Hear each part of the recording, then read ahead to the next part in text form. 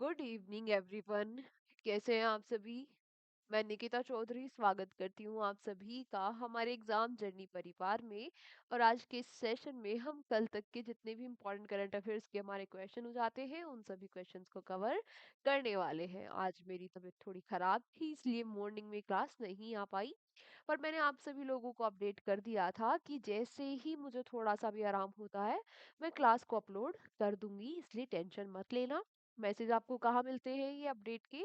आपको Telegram channel आपने join किया होगा। टेलीग्राम जो चैनल है हमारा किस नाम से है? टेलीग्राम एग्जाम जर्नी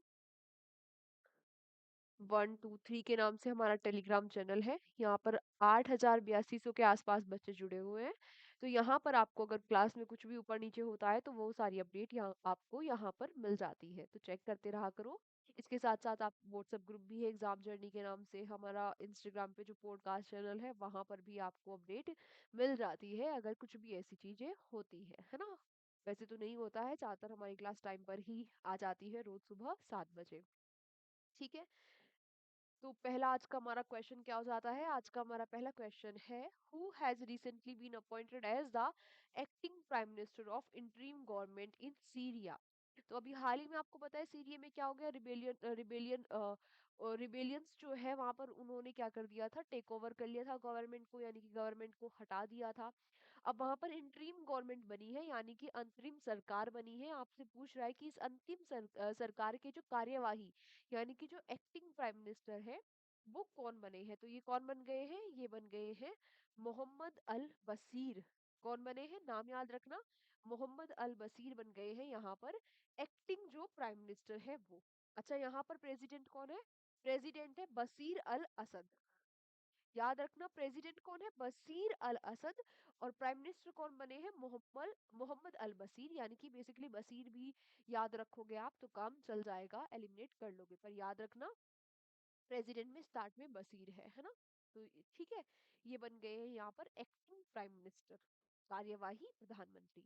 अगला आपसे पूछ रहा है, where will Eagle Nest bird festival be organised. हाल ही में कहाँ पर ईगल नेस्ट बर्ड फेस्टिवल आयोजित किया गया? तो ये जो ईगल नेस्ट बर्ड फेस्टिवल है इसका आयोजन कराया गया हमारे अरुणाचल प्रदेश में। और ये जो फेस्टिवल है ये 17 से कराया नहीं गया, कराया जाएगा 17 से 19 जनवरी तक।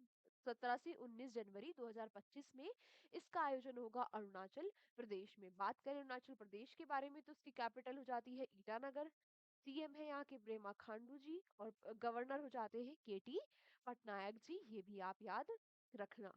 अगला आपसे क्या पूछ रहा है, president recently sorry recently when has CM Bhajan Lal Sharma announced to celebrate प्रवासी राजस्थानी डे? तो अभी हाल ही में जो राजस्थान के सीएम है जिनका नाम क्या है, भजन लाल शर्मा, इन्होंने कहा है कि ये कब प्रवासी राजस्थानी दिवस सेलिब्रेट करेंगे, राजस्थानी दिवस को मनाएंगे। तो इनका कहना है कि ये 10 दिसंबर को, इन्होंने अनाउंसमेंट की है कि ये 10 दिसंबर को प्रवासी राजस्थानी डे को सेलिब्रेट करेंगे। इसके साथ साथ इन्होंने एक डिपार्टमेंट भी बना दिया है माइग्रेंट राजस्थानी के लिए, है ना। राजस्थान में एक अलग से डिपार्टमेंट बन गया है जो माइग्रेंट राजस्थानी है, यानी कि प्रवासी राजस्थानी है उन लोगों के लिए। सीएम तो भी पता लग गया भजन लाल शर्मा जी है। यहाँ के गवर्नर कौन है? हरि भाऊ कृष्ण राव बागड़े हो जाते हैं यहाँ के गवर्नर। अच्छा, आप लोग जरा मुझे फटाफट से बताओ कि हम प्रवासी प्रवासी राष्ट्रीय प्रवासी दिवस कब सेलिब्रेट करते हैं? नेशनल माइग्रेंट डे, प्रवासी भारतीय दिवस, क्या कहते हैं हम इसको? प्रवासी भारतीय दिवस हम कब सेलिब्रेट करते हैं? तो ये हम सेलिब्रेट करते हैं 9 जनवरी को। क्यों 9 जनवरी को? क्योंकि 9 जनवरी 1915 को जो हमारे कौन है, महात्मा गांधी जी, जो हमारे फादर ऑफ नेशन है, वो क्या करे थे, ये वापस आए थे साउथ अफ्रीका से, है ना। तो इसीलिए हम 9 जनवरी को सेलिब्रेट करते हैं प्रवासी भारतीय दिवस। अगला आपसे पूछ रहा है, who has recently received 2024 champion of the Earth award. तो अभी हाल ही में किसको 2024 में champion of the Earth award से सम्मानित किया गया? तो किसको किया गया, नाम याद रखना, इंपॉर्टेंट अवार्ड आता है। माधव गाडगिल जी जो है इनको इस अवार्ड से सम्मानित किया गया। 2024 में 6 लोगों को ये अवार्ड दिया गया जिनमें से एक हमारे माधव गाडगिल जी हैं। बात करें इस अवार्ड के बारे में तो ये अवार्ड जो है इस्टेब्लिश हुआ था champion of the Earth award 2005 में, और ये यूएनडीईपी यानी कि United Nation UNEP United Nation Environment Programme के द्वारा दिया जाता है। किस लिए दिया जाता है और किसको दिया जाता है? अगर कोई भी इंडिविजुअल या फिर ऑर्गेनाइजेशन पर्यावरण के संरक्षण के लिए यानी कि इन्वायरमेंट के कंजर्वेशन के लिए काम करती है तो उनको इस अवार्ड से सम्मानित किया जाता है। इम्पोर्टेंट अवार्ड है, तो आप याद रखेंगे। अगला आपसे क्या पूछ रहा है? Where recently did 7,000 participants created the Guinness Book of World Record by collectively reciting Gita? हाल ही में कहां पर 7,000 प्रतिभागियों ने सामूहिक गीता का पाठ करके Guinness book of world record बनाया है? तो कहां पर ये गीता का पाठ किया गया? ये गीता का पाठ किया गया भोपाल में। कहां पर? भोपाल में। लगभग जो 7200 आचार्य और सातुकास थे, उन्होंने क्या किया, जो गीता का कौन सा चैप्टर इन्होंने रिसाइट किया यानी कि किसका उच्चारण किया इन्होंने? Third chapter. गीता पूछ लेगा आपसे कि गीता का थर्ड चैप्टर कौन सा है, कहाँ से पूछेगा? यही से रिलेट करके पूछेगा। तो गीता का जो थर्ड चैप्टर है कर्म योगा, इसका इन्होंने उच्चारण किया 7200 लोगों ने एक साथ, और इसी 7200 लोगों ने एक साथ, और इसीलिए ये क्या बन गया, Guinness world of book record में इसको शामिल किया गया। बात करें सीएम के बारे में, मध्य प्रदेश की भोपाल कहाँ है? मध्य प्रदेश में ऑब्वियसली। इस यहाँ के सीएम कौन हो जाते हैं? मोहन यादव, और गवर्नर हो जाते हैं यहाँ के मंगू भाई सी पटेल। मंगू भाई सी पटेल यहाँ के गवर्नर हो जाते हैं। ऐसे ही करके आपको हमने लगभग लगभग सारे स्टेट के गवर्नर, सीएम, है ना, ये सब याद कर लिए हैं। तो देखो ऐसे ही तो होता है, धीरे धीरे अब चीजें जुड़ती जाती है ना। हम जुड़ते चले गए और कारवा बनता गया। इसीलिए इसी तरीके से तुम धीरे धीरे अगर डेली थोड़ा थोड़ा पढ़ेंगे तो लॉन्ग टर्म में हमें सारी चीजें याद रहेंगी। और देखो अभी तो हम एक एक बार रिवाइज करें, फिर बार बार आएगा, बार बार इनको रिवाइज करेंगे, तो ये चीजें हमारे लिए याद हो जाएगी। जो भी बेसिक से छोटे से क्वेश्चन आ जाते हैं, कभी डायरेक्टली ये क्वेश्चन पूछ लेता है, तो यहाँ पे हमारा नंबर नहीं कटेगा। जब ये नंबर आते हैं तो बहुत दुख होता है एग्जाम में, है ना, कि हमें गवर्नर ही याद नहीं आ रहे किसी स्टेट के।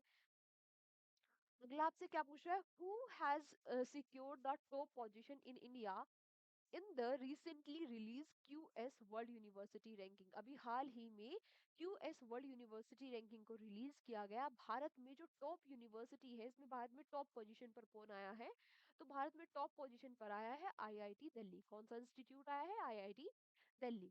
देखो आईआईटी दिल्ली जो है वो भारत में पहली पोजीशन पर है, लेकिन वर्ल्ड में इसकी रैंकिंग 117 है, याद रखना। सेकंड नंबर पे सॉरी, सेकंड नंबर पे आया है आईआईटी खड़गपुर। थर्ड पे IIT Bombay, IIT Kanpur, and then IIT Madras fifth number पर। तो फर्स्ट थ्री आप याद रख लेना। पहले पे आईआईटी दिल्ली आया है, देन आईआईटी खड़गपुर, और then IIT Bombay. IIT Delhi Bharat में पहले नंबर पे है, वर्ल्ड में लेकिन इसकी रैंक 171 हो जाती है। अगला आपसे क्वेश्चन पूछ रहा है, करलाउन माउंट क्लाउन volcano has recently erupted where it is located? अभी हाल ही में जो माउंट केरलाउन ज्वालामुखी है, ये क्या हो गया है, इसमें विस्फोट हो गया है। आपसे पूछ रहा है कहाँ पर स्थित है, तो ये वोल्केनो स्थित था कहाँ पर? फिलीपींस में। ऐसे क्वेश्चन भी आपसे डायरेक्टली पूछ लेगा, तो याद रखना। बात करें फिलीपींस के बारे में, तो फिलीपींस की कैपिटल हो जाती है मनीला, करेंसी पैसो, और यहाँ के जो प्रेसिडेंट है वो कौन है? Bongo Bongo Marcos.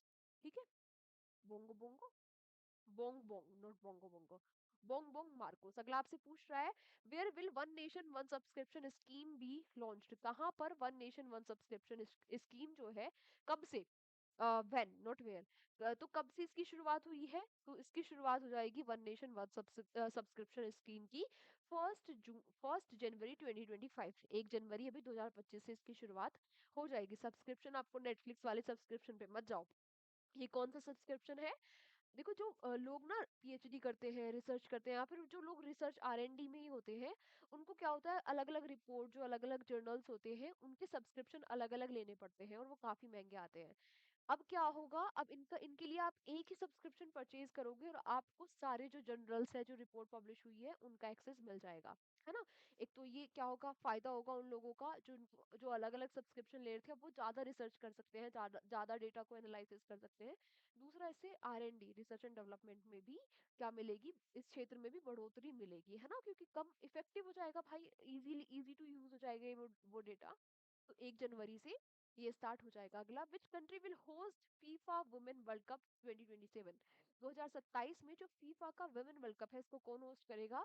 तो इसको होस्ट करेगा कौन? ब्राजील। कौन होस्ट करेगा? ब्राजील। बात करें फीफा कब स्टैब्लिश हुआ था, तो 1904 में फीफा स्टैब्लिश हुआ था। इसकी फुल फॉर्म हो जाती है फेडरेशन इंटरनेशनल ऑफ फुटबॉल। इसके हेडक्वार्टर है जूरिच, स्विट्जरलैंड में। और जो प्रेसिडेंट है वो है, प्रेसिडेंट जो है वो है सॉरी, गिनिया इन्फेंटोनिया। ये इसके इन्फेंटोनियो, इन्फेंटिनो, नॉट इन्फेंटोनियो। इन्फेंटिनो इसके क्या हो जाते हैं? प्रेसिडेंट।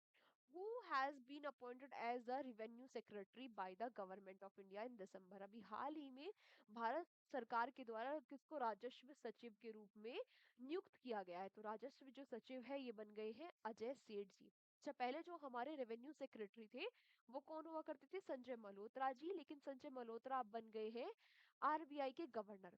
तो जो अजय सेठ है, अब ये इकोनॉमिक अफेयर सेक्रेटरी के साथ साथ ये रेवेन्यू सेक्रेटरी भी, इसका भी इनको एडिशनल चार्ज दे दिया गया है। ठीक है, तो आज की क्लास को हम यहीं तक रखते हैं। Thank you so much everyone हमारे साथ सेशन में एंड तक बने रहने के लिए। एंड सॉरी फॉर दैट कि आज की क्लास लेट, अभी आपको लेट देखने को मिली है। इसके नोट्स बना लेना, PDF आपको मिल जाएगी हमारे एग्जाम जर्नी के टेलीग्राम चैनल पर। भाई अपना ध्यान रखो, अपनी हेल्थ का बहुत अच्छे से ध्यान रखो।